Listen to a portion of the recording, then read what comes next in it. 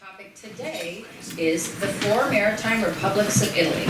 Please welcome Dr. Giuliana Castellani-Koch. Thank you very much, Leslie, for your generous and kind introduction. And thank you for inviting me today to speak to so many of my friends here in the 21st Century Club about the Maritime Republics of Italy. You know, I am as excited today to speak to all of you, my friends, in such a place of good memories throughout the years, as I was many years ago when Mary Herrick invited me to join the 21st Century Club. In doing so, Mary, you connected me to the finest, most gracious, and most educated circle of women I've ever met. Thanks. Thank you again.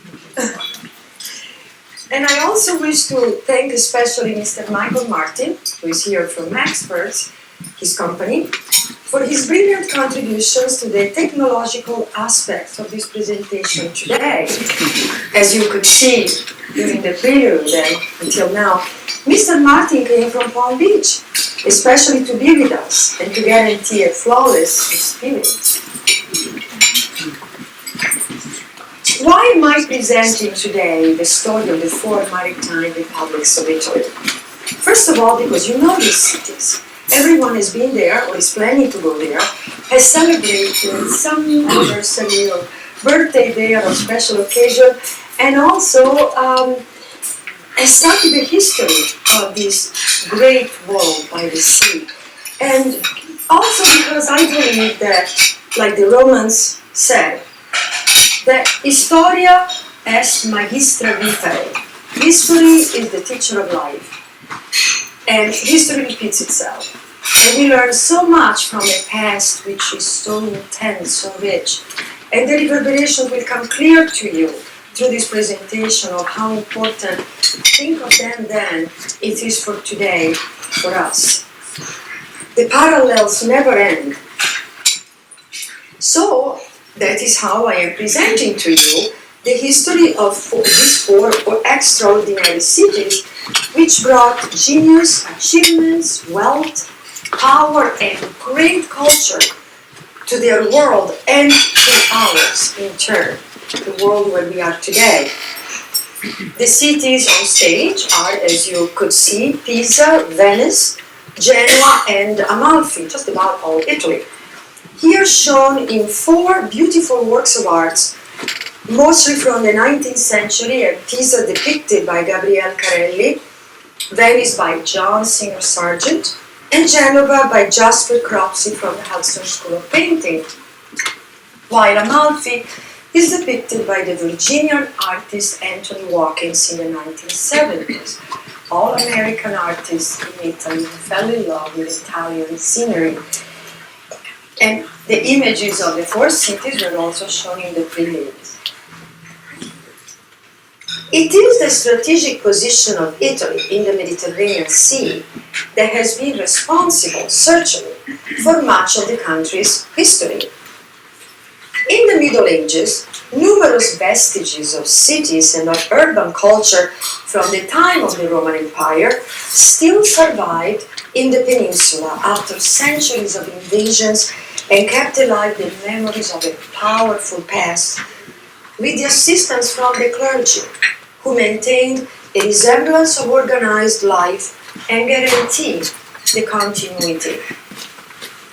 A very rich topography of mountains, valleys, bays, and islands separated villages and regions from one another, but also brought the various towns together with pride and competition until today.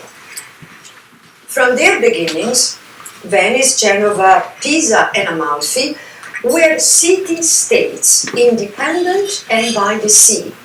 They came to be known as the Maritime Republics, specialized in trading with the most important Middle Eastern ports.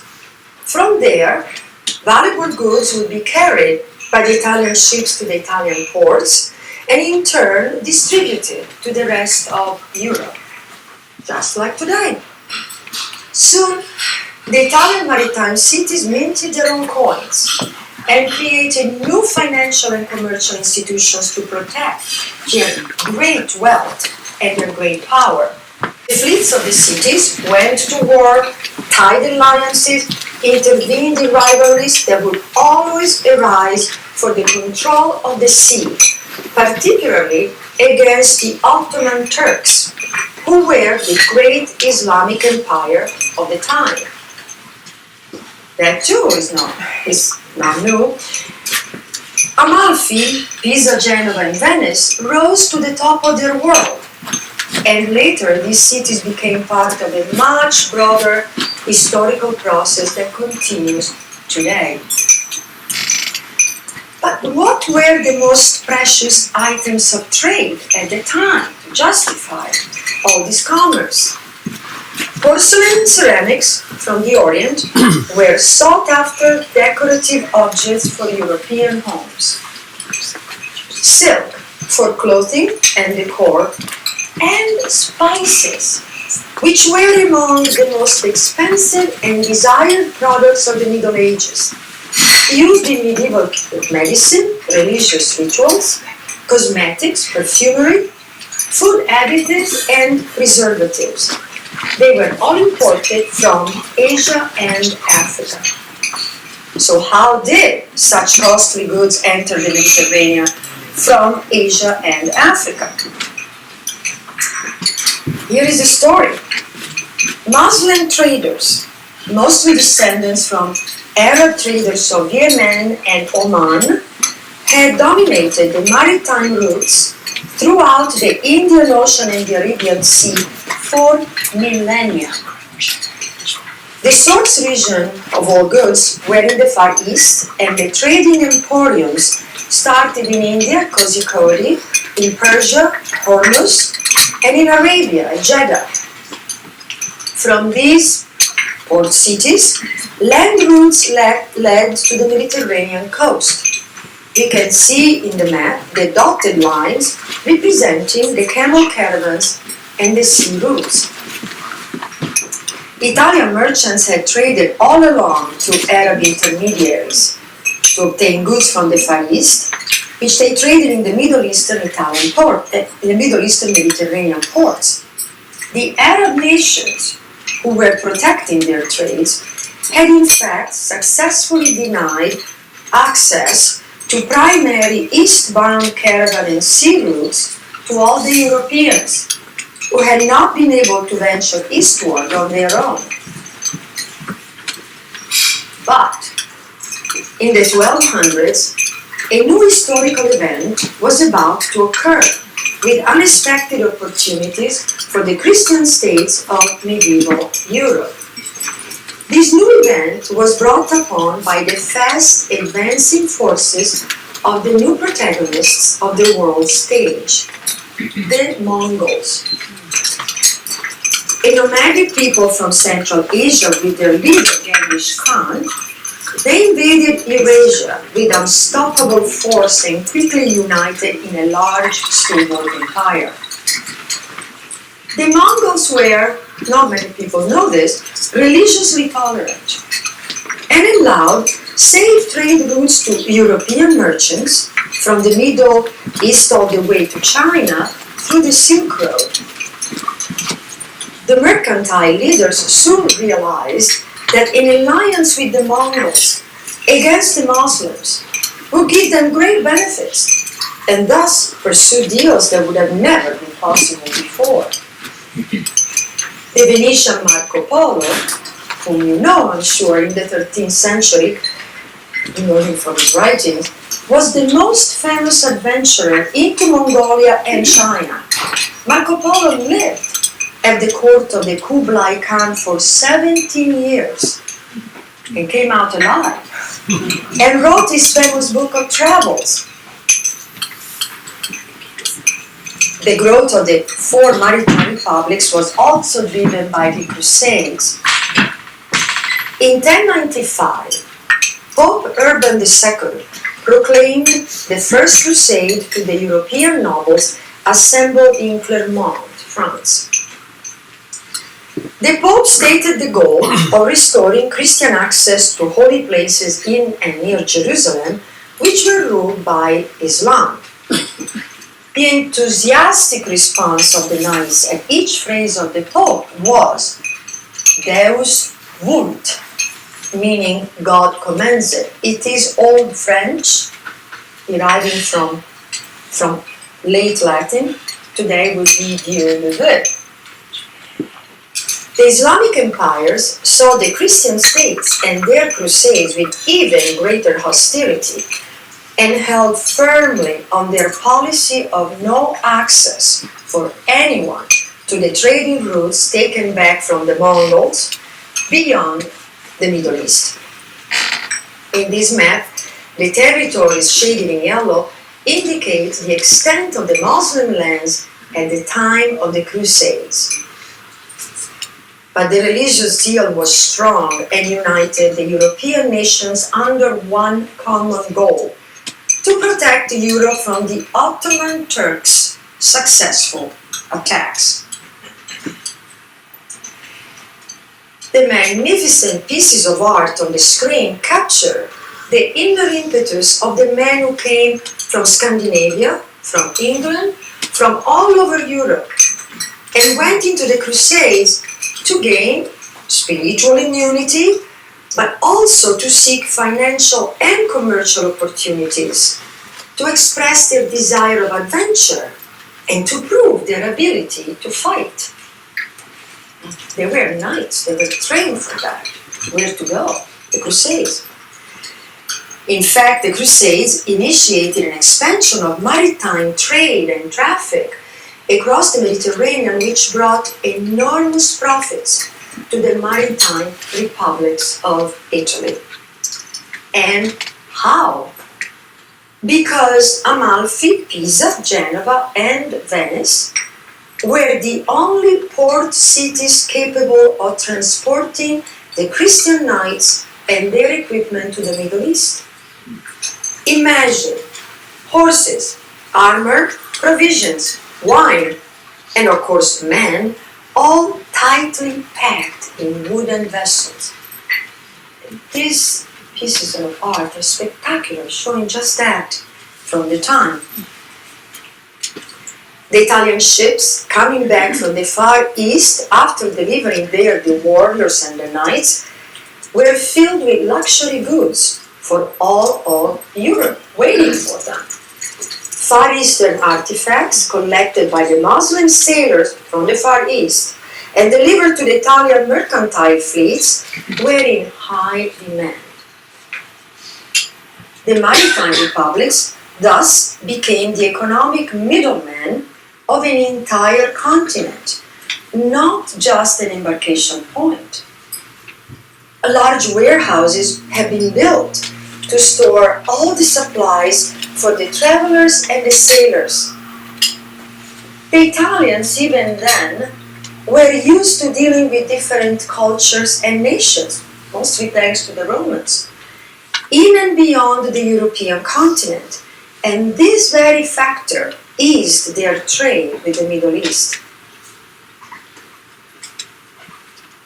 So let us look more closely at these powerful and magnificent cities, which will bring wonderful memories back to you for having been there. With the fall of the Western Roman Empire in 476 AD and its capital, Rome, a frightening multitude of different populations coming from all directions invaded Italy. They were looking for a fertile land. Italy is volcanic, very fertile. A temperate climate. Weather like this generally is in February and January. Along with the established and familiar Roman civilization, which they claimed as their own also, because many had already integrated as sole Roman citizens throughout the centuries.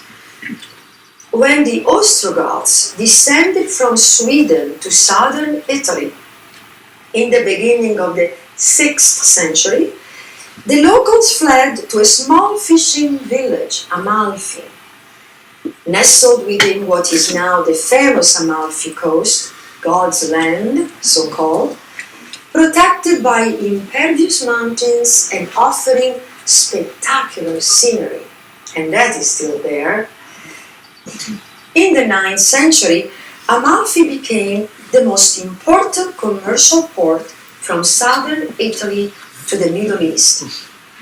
However, Amalfi had always had to contend with the Saracens, the pre-Islamic Arab populations who engaged in piracy up and down the Mediterranean coast since time immemorable. Julius Caesar was captured by the pirates, the Saracen pirates, at his time. Amalfi produced great accomplishments and showed her pride in the creation of the spectacular 9th century cathedral to St. Andrew, located in the heart of town. Paper was also already produced in Amalfi at that time, and of great importance was the compilation of the famous written compendium of maritime law called the Tables of Amalfi, created in the 10th century, when the rest of the Western world was submerged into the Dark Ages. This monument of legal wisdom inspired all the succeeding international codes of maritime law. Amalfi so established commercial trading quarters in the Middle East, which included inns, churches, and hospitals, where the Order of the Hospitalier Knights of St. John, later the Knights of Malta, was founded in 1085. Meanwhile, the merchants from the Arabian countries had brought back the knowledge from China of the magnetic field and passed it along to the sailors of Amalfi with whom they traded. Scientists of Amalfi and in Amalfi devised and designed the magnetic compass and put it to work.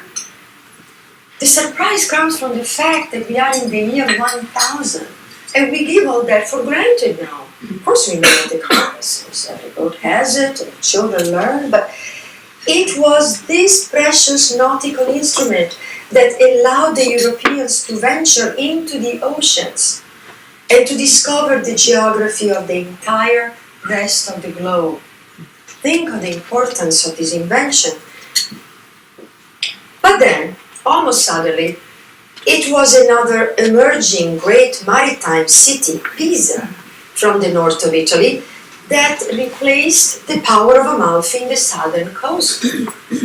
Pisa was expanding her commercial sea route, taking sides with the local quarrels and inflicted great damage to the city of Amalfi, divide and conquer.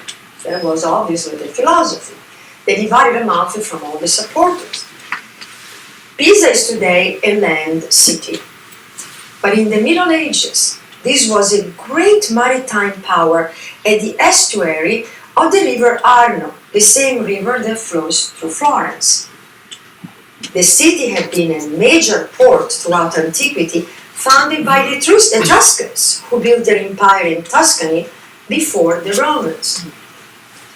At the time of the Roman Empire, Pisa was credited with designing the naval ramp for battleships. Think of their invention also.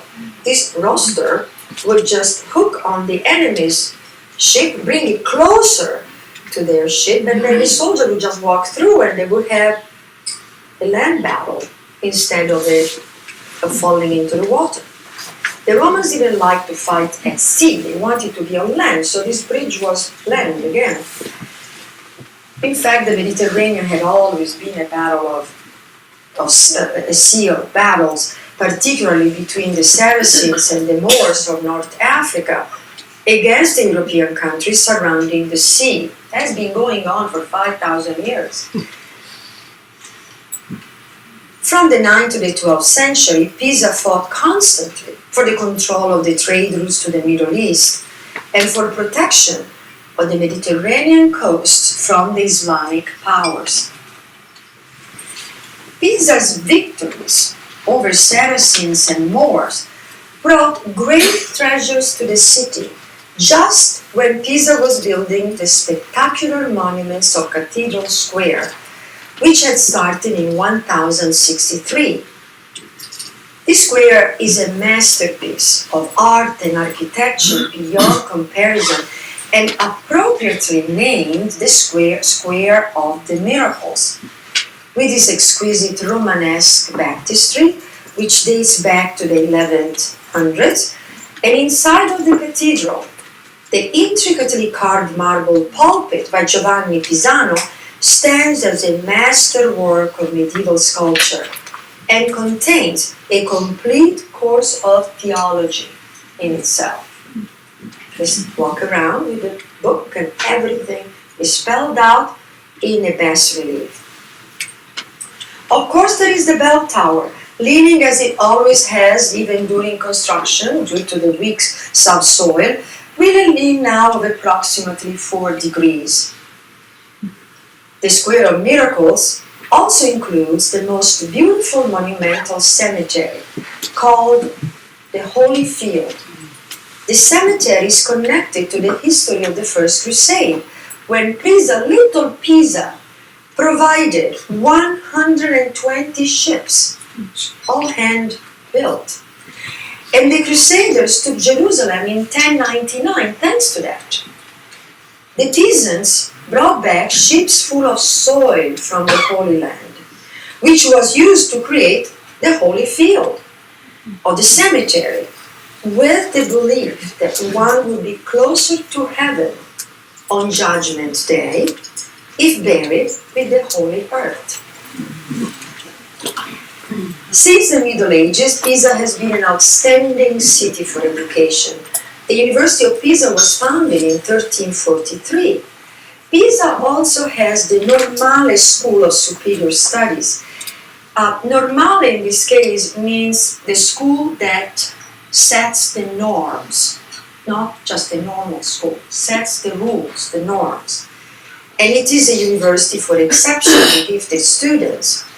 The Normale is the sister of l'École Normale Supérieure in Paris, both founded by Napoleon. No surprise that in such a great learning environment, one of the most famous scientists of all time, Galileo Galilei, was born in Pisa. At the University of Pisa, he soon made stunning scientific discoveries. The pendulum and the thermoscope are of this early phase of his life. The clock and the thermometer are directly derived from these objects. Galileo is universally regarded, as his admirer Albert Einstein stated, the father of modern physics and of modern science altogether. Galileo had explicitly enunciated the basic principle of relativity in 1632 in his book, The Dialogue Concerning the Two-World System. Albert Einstein, who formulated the general theory of relativity, repeatedly recognized Galileo's fundamental contribution to the theory itself. And Galileo Galilei entered a famous ideological conflict with the Catholic Church when he refused to support the Aristotelian geocentric view that the Earth was the center of the universe.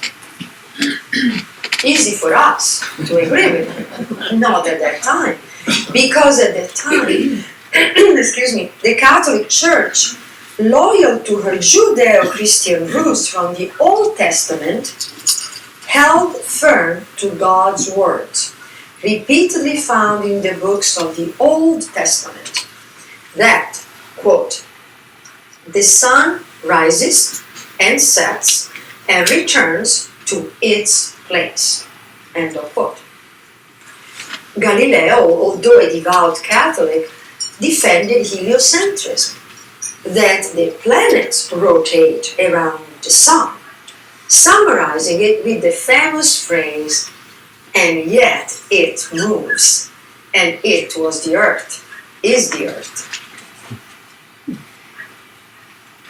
The other strong and proud maritime power in the Western Mediterranean, at the same time that Pisa was reaching the apex of its success, was Genoa. Both Pisa and Genoa were allied in fighting the Saracens and the Moors at sea, and together reclaimed the large Mediterranean islands of Sardinia and Corsica from the northern African kingdoms.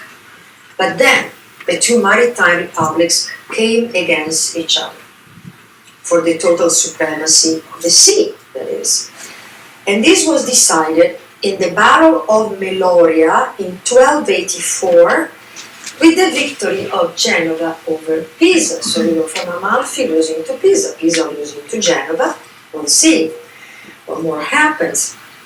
Genova is even today called La Superba, the proud, and had been one of the greatest Mediterranean ports of all history, joined the other maritime republics, engaging not only in battles of religion, but also in a quest for the commercial control of the trade with the East, restricted greatly, as we know, by the territorial expansion of Islam into the Mediterranean and into Europe itself. Treacherous times they were. With the victory over Pisa, Genoa found herself at the vanguard of Latin Europe in the Western Mediterranean. Latin Europe is a current but also academic definition of a culturally reunited Europe after the fall of the Western Roman Empire. There was always an idea of united Europe in the European minds, and of Rome in 476 AD, and also of the complex legacy of the Roman Empire given to Europe itself.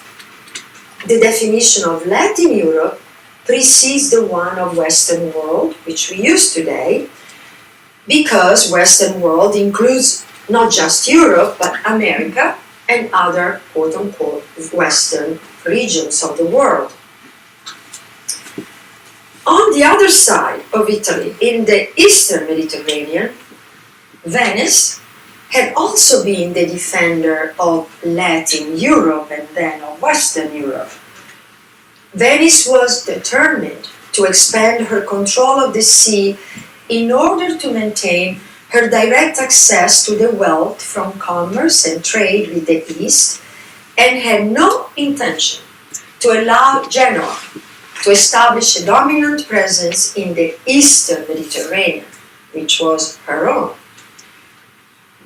It was inevitable that Genoa and Venice would come to a final conflict, and the fight of the two superpowers would last for over a century. Genoa won the first big battle, the Battle of Cursula, an island in today's Croatia, in 1298, yesterday. And Venice prevailed almost a century later, in 1380, in the decisive Battle of Chioggia, a little town south of Venice. And this is where we can learn so much from the history of a recent past. Crucial to the victory of Venice was not only a superior fleet at the time of Chioggia, 1380, but also the accurately crafted stability of the Venetian government, which allowed the Republic of Venice to stand with a consistently united front of the entire citizenship against Genova, which had been weakened by inner fighting and disagreements. So unity helped greatly to the military victory. Genova was in reality wealthier and more driven, but Venice won. But Genova would also refocus after this terrible defeat and embark on a new and successful type of ventures, which would take her from the Mediterranean into the Atlantic Ocean. Andrea Doria, here depicted as god Neptune, as he wanted to be, was the fabled military admiral of the sea and the superb statesman who led the city through this powerful recovery after the defeat to Venice and to the Turks and to Islam, at the time, just so happened, of the world discoveries of the 15th century. What a historical coincidence. So the great port of Genova continued successfully with new visions. And one other coup d'essai with the creation of the Bank of St. George in 1408. So after losing everything, losing to Venice, losing to the Ottoman Turks almost all the trading ports of the Middle East, a new Genoese empire was created with the financial, political, and brilliant authority of a consortium of 8 rich merchants. The Banco di San Giorgio, the Bank of St. George, is the earliest known state deposit bank in the world and the first modern public bank. Among the remarkable innovations brought to the world of finance by the Bank of St. George is the double-entry bookkeeping system of accounting. St. George became the bank of Western European kingdoms and of the New World, soon to be discovered by Christopher Columbus of Genoa, who was looking serendipitously for a new sea route to the east in the summer of 1492, casually sailing. He wanted to circumvent the blockade imposed by the Muslim powers.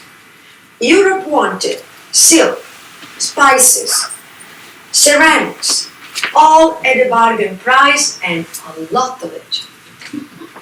In this collage, we see Columbus convincing the royal Castilians, Isabel and Ferdinand, to finance his uncharted voyage to find a new route to India. They couldn't go east because they would be killed on the spot, and they were, by the Muslim traders, so they had to go west. Well, let's see what happens when we go west. He wanted to bring back the fabled goods of the Far East by going opposite direction. We also see the handwritten notes of his personal copy of Marco Polo's Silk Road Travels, which accompanied Columbus on his voyage to the New World, and also Columbus' original navigation map from 1490. Columbus sailed from Spain with the unforgettable trio of caravels, the Niña, the Pinta, and the Santa Maria. But who paid for what? Spain provided the fleet and the sailors. But the bankers of Genova, this important first bank of the modern world, of Columbus' hometown, he was born in Genoa to an admiral, financed half of the expenses. This is not often recognized. And the Florentine Bank of the Medici, in addition, also financed the voyage, per suggestion of their banker and cartographer, Amerigo, later called Amerigo Vespucci. The new continent of America, where we are, and happily so, received its name from him, from Amerigo Vespucci, the Florentine banker of the Medici fabled dynasty, and himself a cartographer and an explorer. He mapped much of the new continents while leading his own expeditions. Today, Genova is a great industrial power and enjoys the proximity to the spectacular scenery of the Italian Riviera, in a continuum of fishing villages and vacation paradises, with Portofino, the most famous of all, and tell me that you have been there. And if you have or have not, do you know why the name Portofino? Goes back to the Romans. Famous Emperor Augustus, in his spare time, was a sailor and sailed through this little Italian fjord where Portofino is now, and at the time the dolphins freely swam through the Mediterranean, a little less now, but he saw that and said, how beautiful, this is the Portus Delphini, the port of the dolphins, which abbreviated became Portofino. So the Genoese power expanded overseas in the New World, and that meant that the history of the other great maritime power, Venice, became more and more the history of the Mediterranean Sea. Not that Genoa abandoned the Mediterranean, but it was very exciting to have found a big land of the Atlantic Ocean.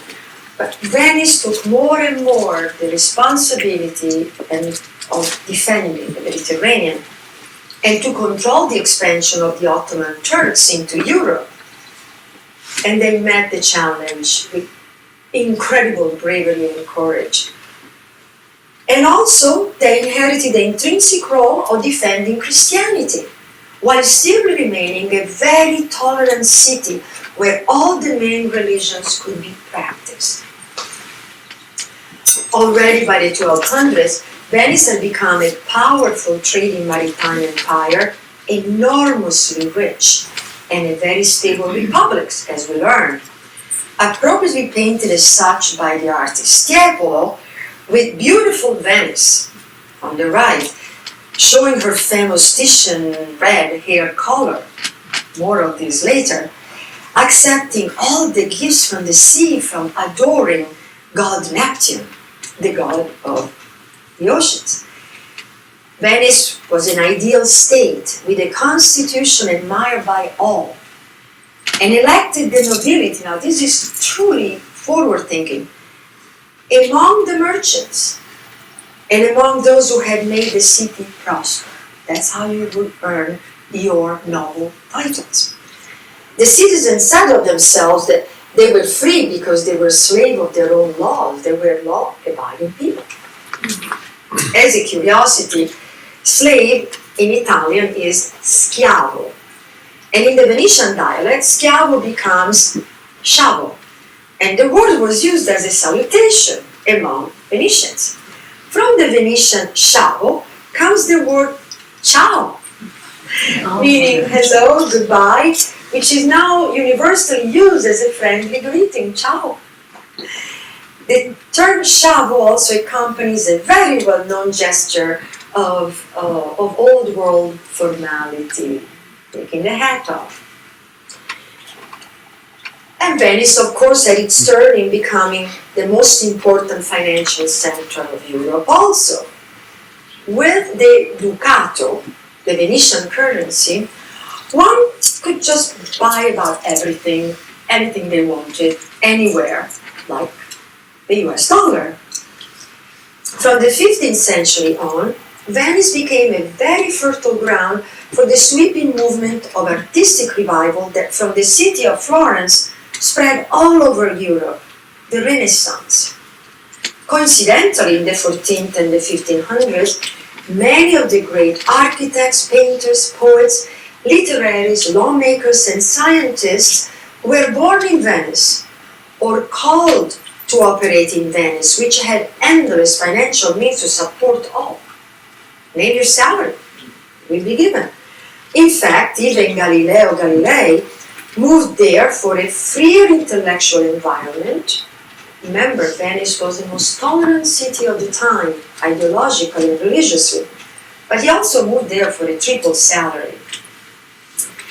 Venice was a breeding ground for creativity and productivity, such as the art of glassmaking, which originally came from Syria. This art form was so protected in Venice, and I believe it still is, that the glassmakers were not allowed to relocate elsewhere and take the secrets of their skills with them. They would actually murder them if they tried to do that. Lots of books, also of the highest quality, were crafted in Venice, right after the invention of printing, around 1450. And the library of St. Mark, the fabled Cathedral of Venice, with the University of Padua in the same region, just 20 minutes south, were listed among the top centers of Western learning. Even today, a degree from Padua, is so highly regarded all over Europe, at least. And also journalism. as a literary form started in Venice, where the first gazettes were regularly published from 1556 in the form of one written single piece of paper, reporting on the ongoing war with the Ottoman Turks, and costing one gazzetta, the smallest denomination of Venetian money. The Gazette, that is the printing news today. Many towns have their Gazette. We also want to look closely at masters and masterpieces of Venetian Renaissance. Venice was a Renaissance capital of Renaissance art, such as Giovanni Bellini, who was the inventive and original teacher of the Venetian school. The government of Venice supported a school of their own, with their own appointed head artists. And one would die and another one would be appointed. There was one great painter of the Republic of Venice, in each generation, more or less. Bellini favored oil paints over tempera. Tempera was the favorite medium of the Florentine artists, not for the Venetians. And he expressed great mastery of color and light. But the most promising master of this school was Giorgione, which literally means the big George, who infused his masterpieces with color and mood and with great freedom of expression, which is definitely recognizable in his intense portraits. But Giorgione died very young, at 33. They say he was murdered. And his legacy was developed by Titian, who became the official painter of the Republic of Venice. Titian was a great master of color, and he was particularly appreciated for his portraits and for sacred or mythological images placed in richly colored landscape background, cobalt blue, emerald green, all the jewel colors. He also captured the specific shade of red in the Venetian women's hair color that is even today called Titian red. I don't know if all Venetian women have red color, but I grew up with the notion that they do, that they have this famous green, red, beautiful color in their hair. The same subjects also created the classical harmony of Paolo Veronese's art. Paolo Veronese from Verona. Veronese enjoyed adding aristocratic elegance to his narrative, as we see in the Feast of the House of Living, grand occasions he would like to represent. But Tintoretto, on the left, preferred the energy of dramatic gesture, close-ups, muscular figures, and the bold perspective of color and light in his work. To summarize it, in the Venetian school of painting, each artist developed his own style, but once again, it was the love of light and color that became the outstanding and extended characteristic of the art of the Venetians in order to define and even form emotions. But how could it not, once we have seen the light of Venice? Appropriately so, the relationship between Venetians and their city was always intense, passionate, grateful, and respectful. Venice is like a person to the Venetian, a goddess beyond goddesses. The sea had given Venice everything from the start. Protection from the invasions. We know how it was founded. Escaping the invasions, a group of land people on the coast moved to this archipelago, to this laguna of little islands, and there they stayed, and they founded a city connected by bridges, and sometimes not. Venice had given to the Venetian the expansion into a new world of trade and riches, and the poetry of nature for her art. In fact, a grand celebration called the Marriage of the Sea was created by the Venetians to exalt the maritime dominion of Venice. It was staged annually on the day of the Ascension, starting around the year 1000. During the nuptials, the doge, from the Latin dux, the leader, the head of the military, in this case the head of the state, on board the grand ship called the Bucentaur, dropped the consecrated ring into the sea, declaring, but in Latin, "We wed thee, sea, in the sign of the true and everlasting Lord." Such a ceremony continues to this day. But, and there is always but, in 1571, the tension between the Christians and the Turks had become unsustainable, and the two mighty forces met at Lepanto in Greece for one of the most famous battles in history. The two armadas were equally matched, even numerically. Almost all of the warships existing in the Mediterranean were on display, and all the top admirals were at sea. The Holy League on the left and the Ottoman Turks on the right. The Venetians had new and never seen before larger ships, a new invention kept secret in the docks of Venice. These ships were called galleazze, and they were placed in the front line with cannons and ammunition, something never seen before. So these ships offered a major contribution to the victory of the Christian League. After only 5 hours of fighting, we've been talking of a century, of 80 years, 5 hours. And in this case, the Turks were wiped out. The Vatican said it was intervention of God, and etc., all kinds of things were said, but the West won this battle. And after this victory, and in spite of it, the Mediterranean, in fact, continued to define the European culture and history, but let's not forget that also the culture and the history of the Islamic Ottoman Empire. They were quite equally matched by this time, at this point. And they both looked for the same things: supremacy, first of all. So that it was not just a clash of religions and civilizations. We know that the battles that they engaged in were also for the economic dominance that came from controlling the routes of East and West, and against the territorial expansions of Islam into Europe, and of the Europeans into Asia Minor. Of course, Italy, for her geography, was the place where East and West most often came into conflict and competition. However, Italy became also the intermediary between East and West, the place where, in spite of all, a cultural dialogue could and would occur. This exchange was particularly experienced in Venice.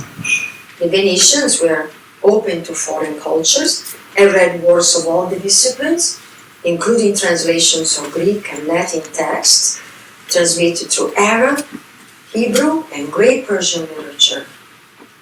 A great place to be at the time was Venice.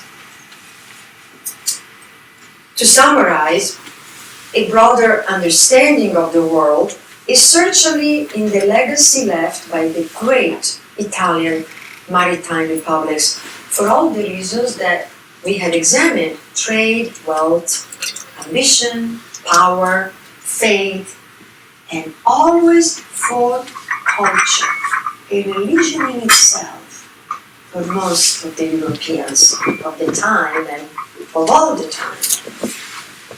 From there, from that point of history, new interests developed: languages, customs, food, fashion, arts.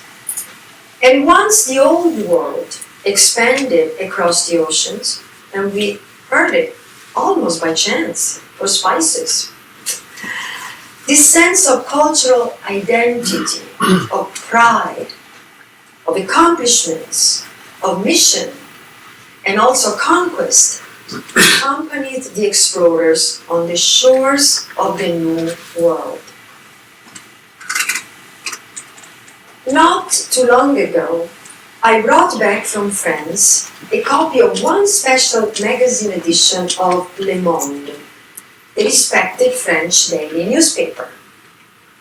The issue has an attractive front page and is packed with incisive articles about the shifting ideologies of the world's contemporary culture. The title reads L'Histoire de l'Occident, the history of the Occident, of the Western world, indicating the Western European countries and America. Underneath the title is the question, déclin ou métamorphose? Decline or metamorphosis? The image shows that the three caravels led by Christopher Columbus across the Atlantic Ocean also symbolize the generations that sailed off to the New World, to the western frontier, as exemplified at the top of the cover by the brilliant lights of the city of New York. Well, there is reassurance in this question. Decline, as melancholic as the word might sound, still contains hope. Hope because in decline, the descent is at least slow. And then who knows what else might happen on the way. But metamorphosis contains the very positive concept that inner forces can and will lead to change. Metamorphosis means transformation, metamorphein from Greek. Morphein is to shape, meta, across, to go across shapes, and doesn't mean the loss of the pre-existing. So if a poll from the editors of the publication Le Monde asked for our opinion regarding the question that they raise of, is the Western world in decline or in metamorphosis? What would be your vote? I give my vote to metamorphosis also. And I also thank you very much.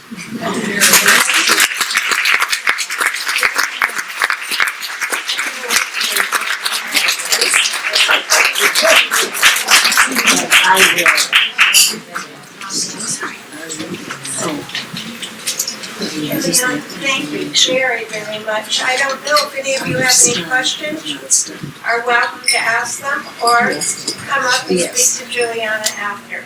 That was just great.